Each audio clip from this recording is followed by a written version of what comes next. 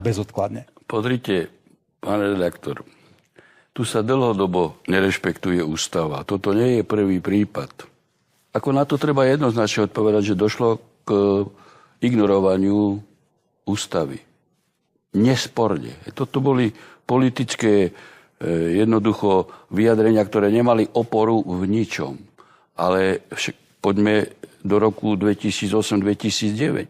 Ústavný súd rozhodol, že špeciálny súd je neústavný a bolo rozhodnutie ústavného súdu ignorované a bol inštalovaný protiústavným spôsobom dnešný špecializovaný trestný súd.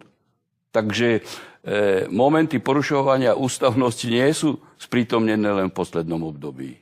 No a ja sa čudujem vládnej koalícii, že keď rušila špeciálnu prokuratúru, že nezrušila automaticky aj špeciálny súd. Veď to je typický fašistický prvok, ktorý Hitler zriaďoval v 33. roku, keď bol Dimitrov oslobodený.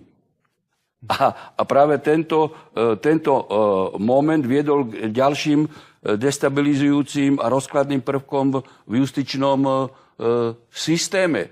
Čiže ja nechápem vládnu koalíciu, prečo nepristúpila k zrušeniu špeciálneho súdu, keď toto nebola vôbec požiadavka pri vstupe Slovenskej republiky do Európskej únie. Má špeciálny súd Česko, Maďarsko, Poľsko? Nemajú. Veď práve ja som vtedy odhováral ešte českého ministra spravodlivosti Pospíšila, nech nekopíruje slovenské skúsenosti a nezriaďuje špeciálne. A nezriadil. Čiže ja neviem. A pritom špeciálny súd sa etabloval ako? Ústavný súd koľko rozhodnutí zrušil, kde išlo vyslovenie o rozhodnutia na politickú objednávku. Takže toto je otvorená otázka.